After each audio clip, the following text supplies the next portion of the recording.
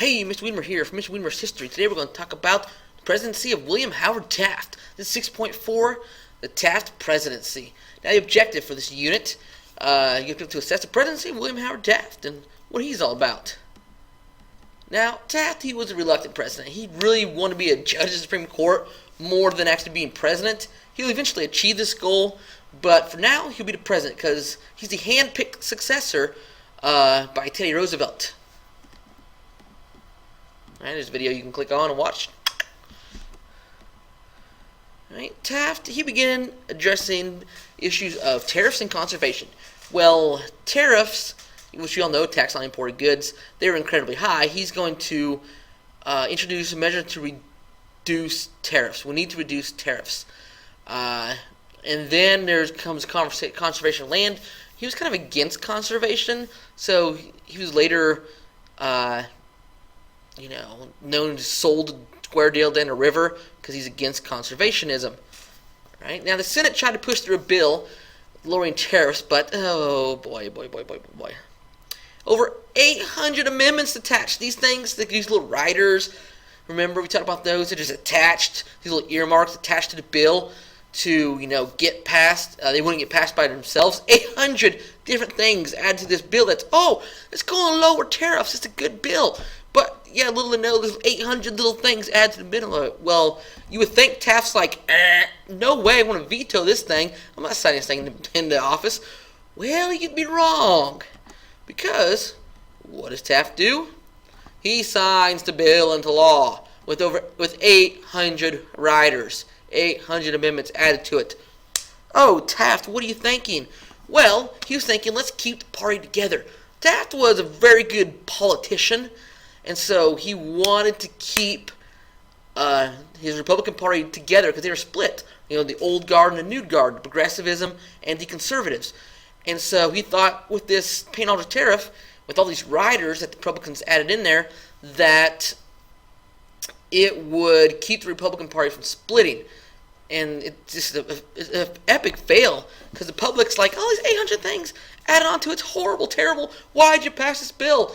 And so after this, Taft's slowly declining poll numbers because people did not like this. And then at strike one, here's strike two, the Bollinger-Pinchot controversy.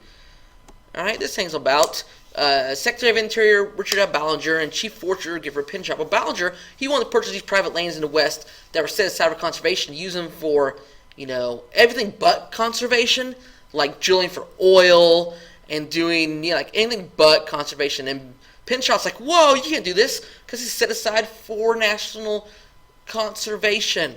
All right, so Pinchot was roused up, stirred up trouble about this. So Taft decided, you're fired.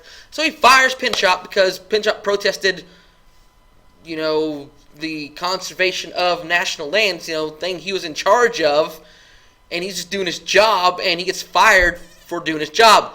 Strike two on Mr. Taft here. All right, so the public saw this action as a move against conservatism, and it took power away from Taft and gave power to Uncle Joe Cannon. And his famous line here, to Uncle Joe there, he says, "Not 1 cent for scenery." He's just so against conservationism. He said, "I don't care. We're not going to be conserved. We're not going to conserve land. We need to use this land for our natural resources, not to conserve its beauty and nature. So not 1 cent for scenery."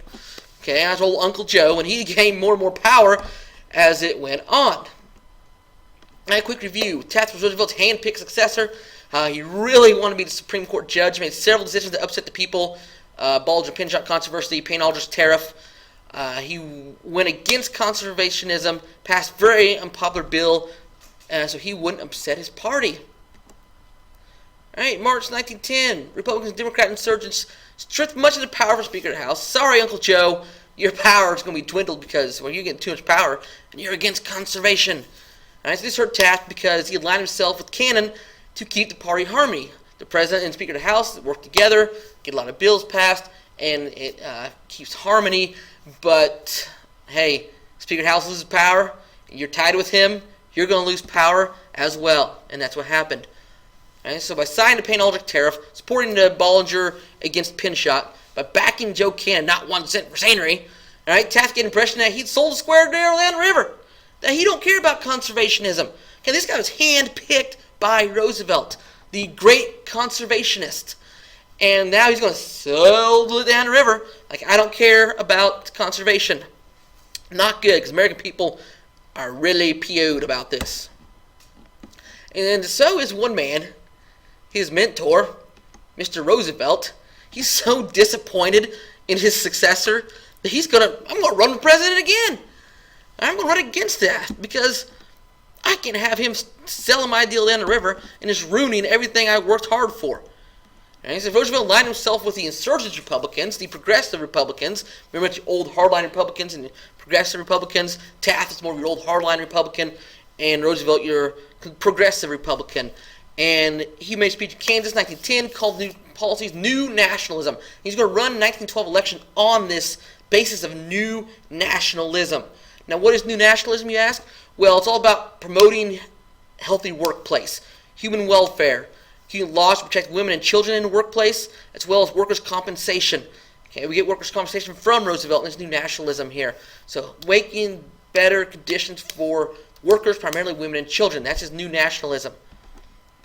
Right, successes of Taft. He prosecuted twice as many antitrust cases as Roosevelt. Something like 84 to 25.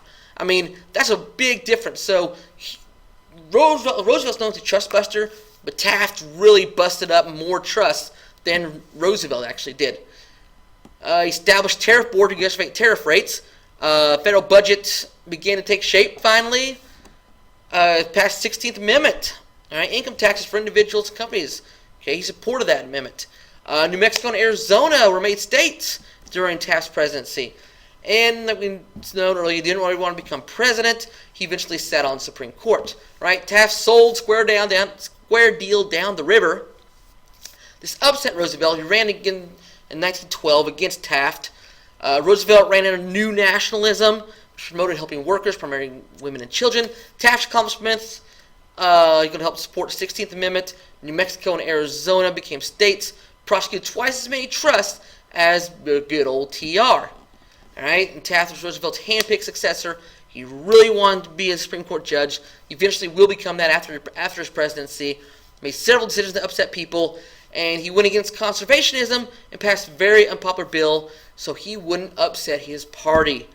All right, well, that's just a little bit about Taft there. So, until next time, Mr. Wiedemer here. Study history.